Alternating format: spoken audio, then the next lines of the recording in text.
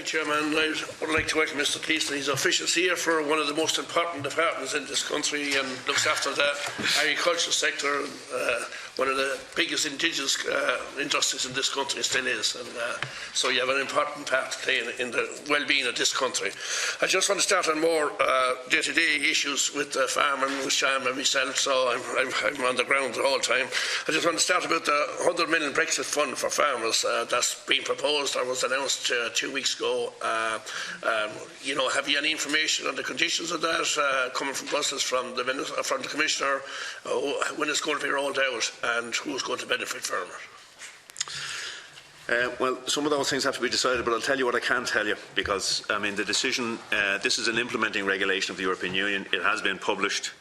The Commissioner providing 50 million in funding for this. The conditions, it's called a temporary adjustment scheme. That's what the Commissioner are calling it. The conditions include membership of an environmental scheme, or membership of a quality assurance scheme, and then there's a requirement imposed by the Commission that we would have some kind of temporary reduction. So in other words, the Commission have looked at this market case made on the market, and they've said, well, if this is a market scheme, in the same way as they did with the temporary voluntary reduction scheme in dairy a couple of years ago, they've said, well, if you want this 50 million, one of the conditions must be there must be some temporary adjustment in supply to address the market issue. So you talk about reduction in animals, number of animals, or when you say supply, what exactly is that saying? Yeah, because the farmer organisations are very right that this could be tied into it. Yeah, but it could be a reduction in animals. But what I would say is that when as I understand it, the implementing regulation is going through the monitoring committee today. Actually, I think it's today. And at that point, then we'll know clearly what the reg says, and then we'll have some kind of a consultation with farm bodies on how we do that. But obviously, we'll be constrained by the parameters within the regulation. So it could be a requirement for a reduction in animals, but it won't be a requirement for some kind of permanent adjustment, if that's what people are afraid of. Yeah. And it'll be voluntary. Yeah, because people, the understanding was that because of the drop in beef prices and the bad summer and winter we had last year, that this was a compensation being brought out that, and this would be tied into what you're saying, reduction in numbers and like that. But you'll understand that the Commission look at this and they say, well, Ireland is slaughtering an extra 10,000 animals a week. And therefore, maybe that has something to do with the price dynamic as well. And therefore, if we're going to kind of provide money for Ireland, there has to be some kind of a supply adjustment as well. So that's the Commission's perspective. But the heading on this reg will be temporary adjustment aid. So the same thing happened with milk a couple of years ago, in 2016, I think, where there was a voluntary reduction scheme for farmers who wanted to reduce the supply of milk. So it's the same kind of thing. Yeah, so it'll be voluntary, hopefully, anyway, for up to farmers themselves. But if you want the money, you'll have to do this. Yeah. But it'll be some kind of a temporary adjustment, the detail of which will have to be worked out in consultation with farmers. Can I just on the same vein now? Can I ask you about the top up, the 40 on the genomic scheme, the €40 top up scheme that was announced?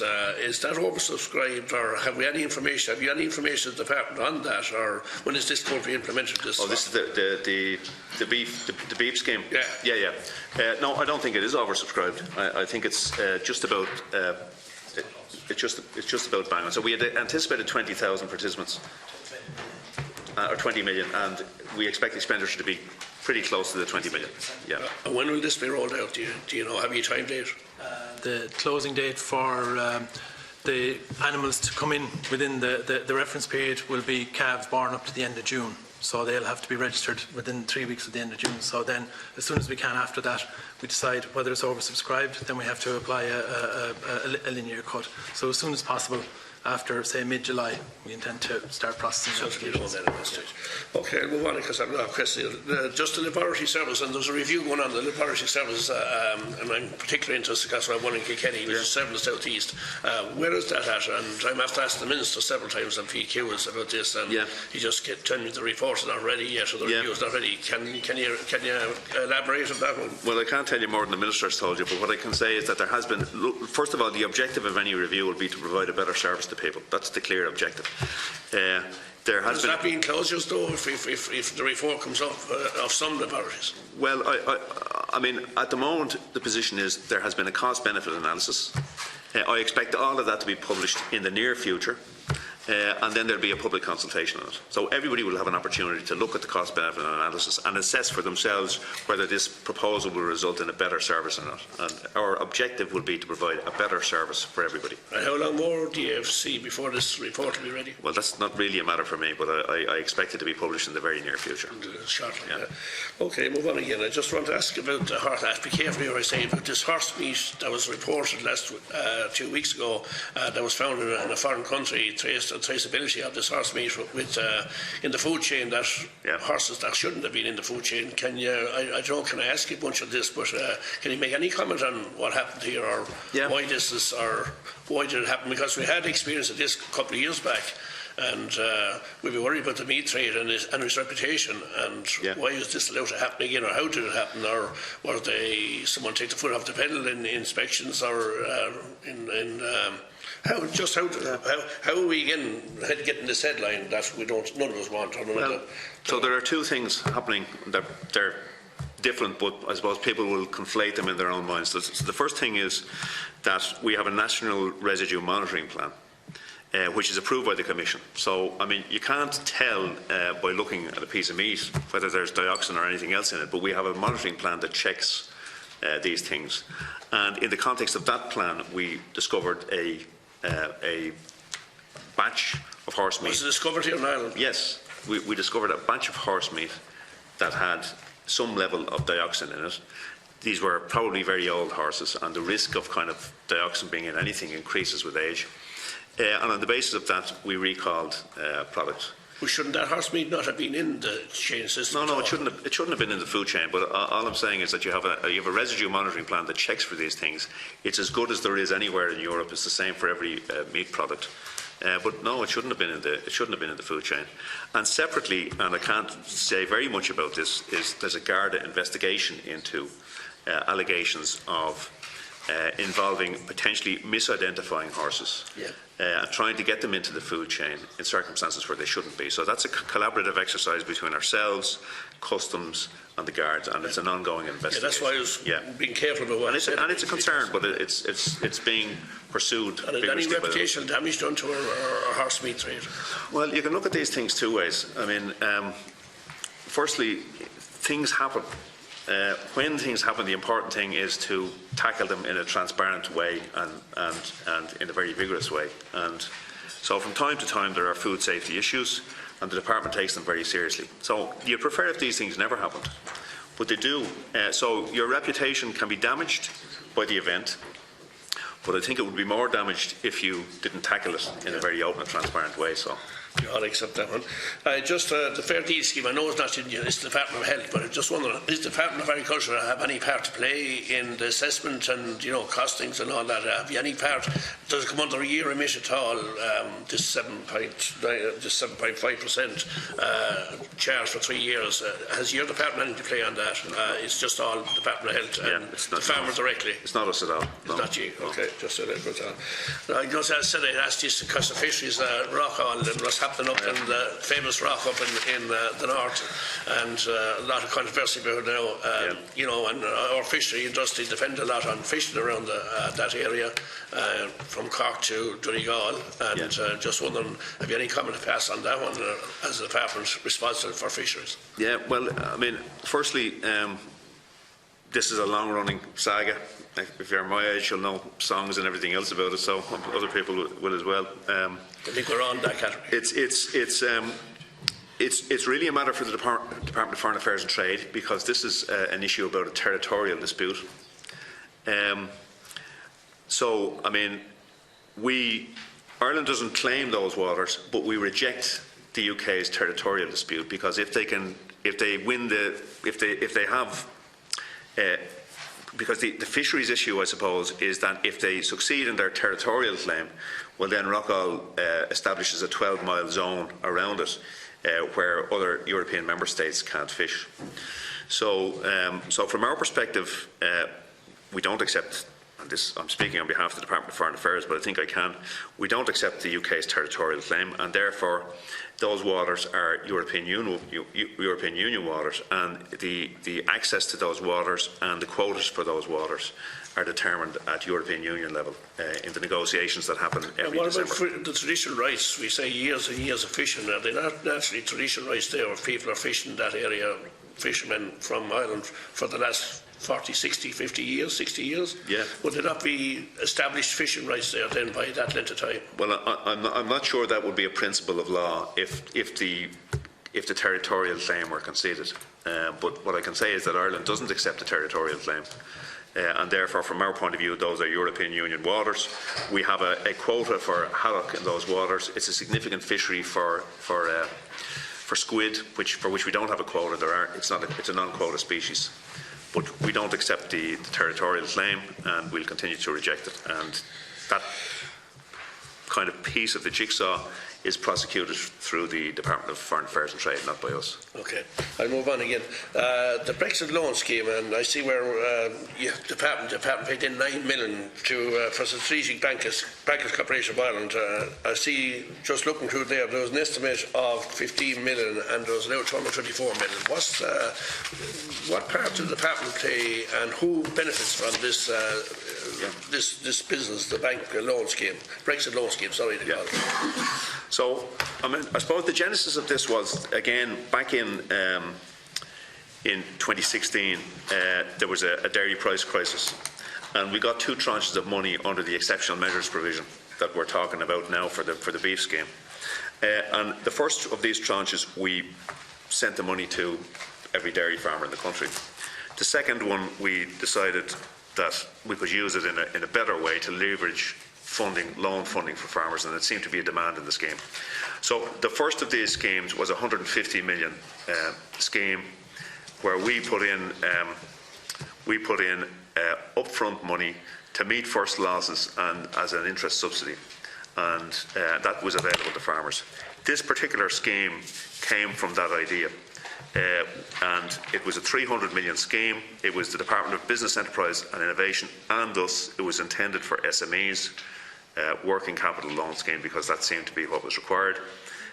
And by putting in 9 million from us and 14 million from the Department of Business, Enterprise and Innovation, again for kind of first losses and interest subsidy, we worked with SBCI and with EIB to create this loan fund of 300 million.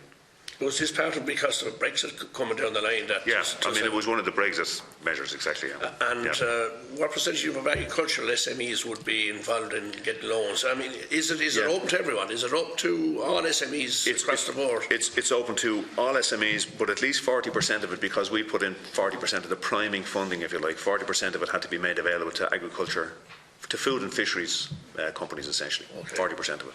Okay, that sounds good. I just want to talk about eradication of bovine disease. See where 5 million is collected and was estimated 7 million was collected. Does that cover? That's the farmers paying the levy at marts, etc., and factories. Does that cover the payout then? The compensation that's paid for breakdown of TP or whatever individual farmers. What is the breakout even on this? Does the 7 million that was collected in 2018 or 17 cover the costs, or what is the breakdown? No, the costs are significantly higher than that. So just bear with me for one moment, Deputy I'll find it for you.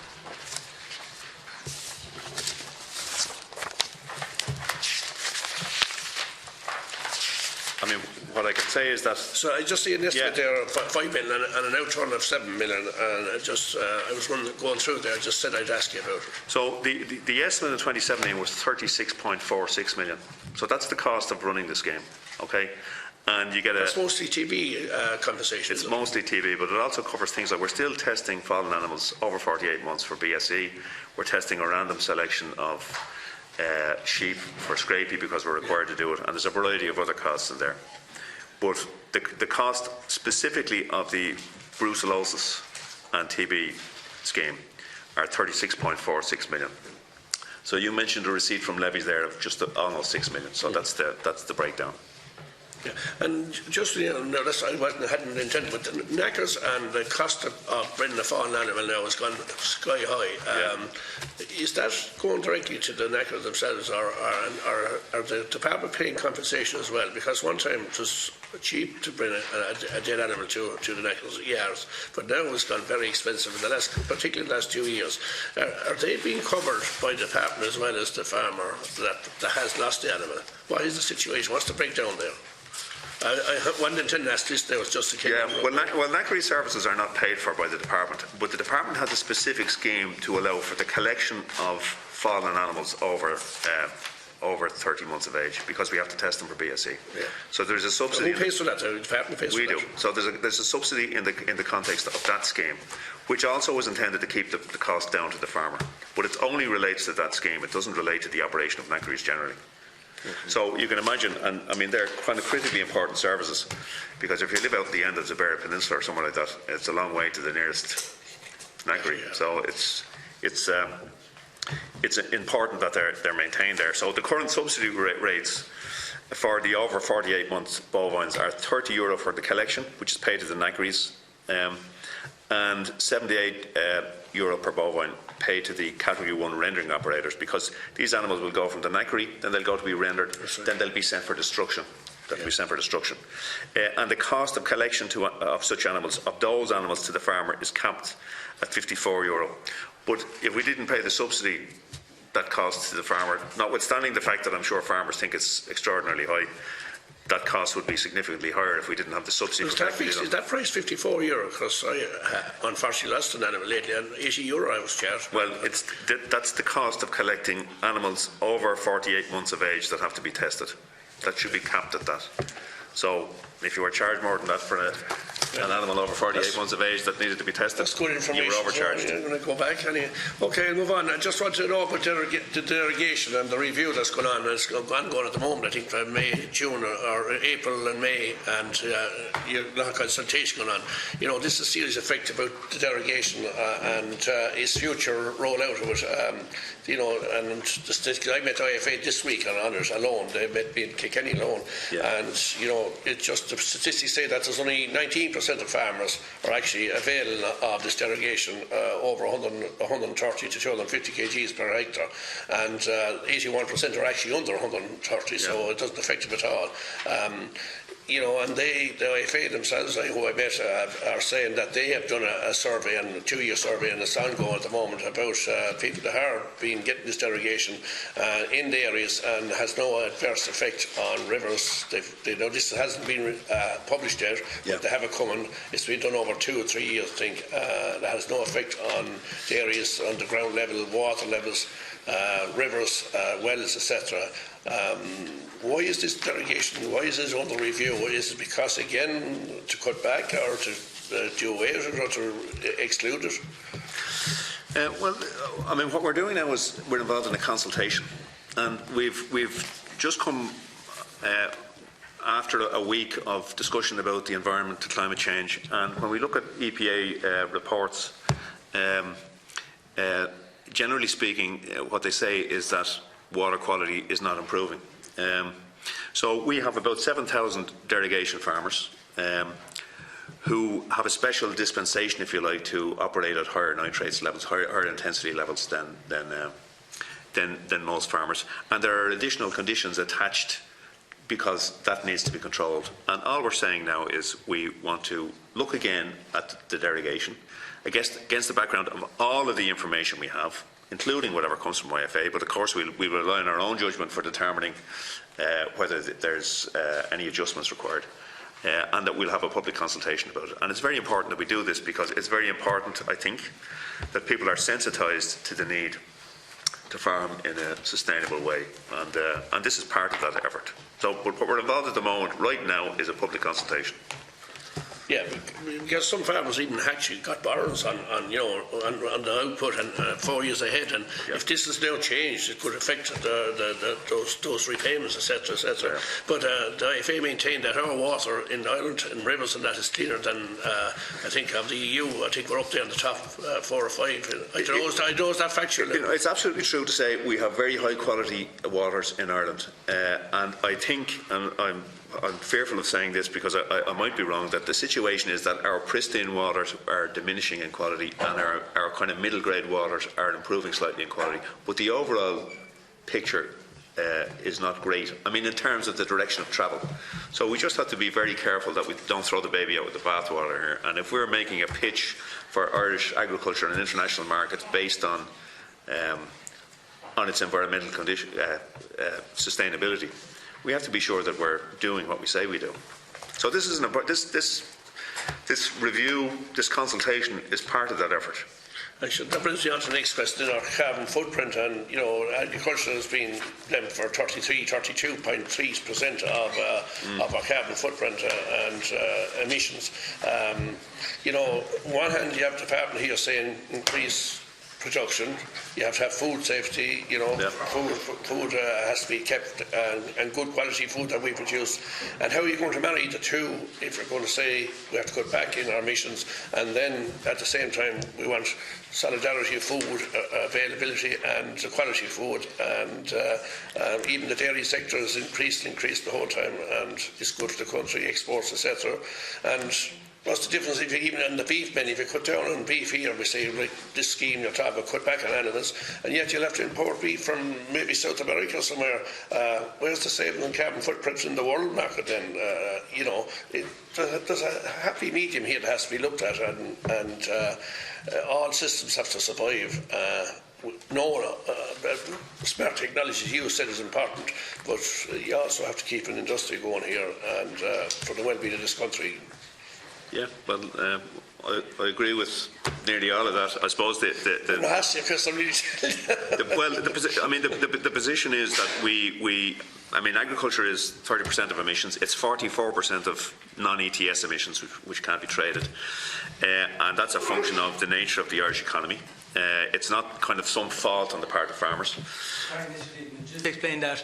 It said some emissions can't be traded, where last week we had the situation about trading emissions. Yeah. So for the benefit of the public, so for the the difference. The non-emissions trading sector includes agriculture, construction, transport, waste management, and there could be a couple of other things there. And you have to reduce emissions there. And what's in the traded area?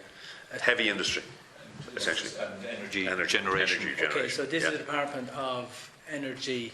Communications. Yeah. I think I want to write to that department for a note in the breakdown between those emissions that can be traded, where we can buy our way out of not meeting our target, versus certain areas like agriculture that you mentioned, where you can't buy your way out if you don't meet your target. So that's it's not your department. So we'll write to the SecGen in that department for an information note on that topic, because it's the first time I spotted this difference. Some can be traded. Just for information, I'm preparing a chapter for this year's report, which is trying to deal with some of that kind of distinction. So good. It's an informational piece rather than a framing piece, rather than an analytic piece. But just in the meantime, we'll ask for a short report, because that would help us. It would help you too. Exactly. Okay. But pardon? Food's guide for exactly. Is it true that we're spending 80 million this year alone just buying? Is that true? I think that figure is an expenditure that has already occurred. It was discussed at the committee last week. These are carbon credits that were purchased in the past. Okay. Just the last question then on what was here on the 24 million unspent. That doesn't sound good, unspent money, especially when we have schemes that are underfunded and things like that, and such as GLAS. And I see it here in the subheadings, environmental scheme GLAS as training. 245 million expenditure, only 225 million was spent. Why? My understanding is that the more people want to get into GLAS, the more money is wanted. Why is they underspent on it? And it seems here why the required IC system was not in place, And the circulars give rise to only 76% of applicants passed the prepayment checks against 85% pass level. How did that come about? That wasn't up to scratch. Yeah, well, it's undesirable that you leave money behind in a national vote, but of course there's no question of leaving money behind in the context of the multi-annual programme that GLAS is a part of. Every scintilla of EU funding will be drawn down to support GLAS. We'd prefer to have been able to pay everybody that year. We made a those 25% would they be picked up in the year after? Yeah. Yeah. Absolutely. Yeah. And our payments were more than 90% of people were paid their GLAS payments in the following year. Okay. But we can only pay people when we've done all the preliminary checks. And so where we don't pay people, it's generally speaking down to some element of the application that needs to be revisited. Okay. And that year, savings were significantly more than we had anticipated, but that would have been picked up the following year. Yeah. And the last question about just on TAMS is the funding running out for TAMS for people that are farmers that are building milk parlours, etc.? Because I had a few farmers on to me recently saying that they're not guaranteed that rents will be paid. What is the situation with TAMS now? Is the money overspent, or is it running out, or is it too many applicants and not enough funding to meet it? Yeah, well, from the very beginning we said that, and this was a requirement of the European Union anyway, that if funds were oversubscribed, we'd apply a ranking of selection based on a kind of a specific set of, not in an arbitrary way, but in a very specific way. Would that be percentage cuts, or would it be just? Yeah, what it means is that you'd have to decide on which were the optimal products to fund and which ones you couldn't fund in any tranche. So we've reached a point now where we're looking at the current tranche, and we're saying, well, we won't be able to fund all of those if we want to continue to be able to run new tranches as time goes on. So we have reached that point. What kind of percentage of farmers which that did apply would you have any that information would be left out? No, it could be 20%. 20%. Could be 20% based on the current tranche. But those farmers will be able to put applications into the next tranche as well. So, and they might end up higher up the ranking and selection at that point. Right. So a fifth roughly could be left. Yeah. Could be left out. Yeah. Okay.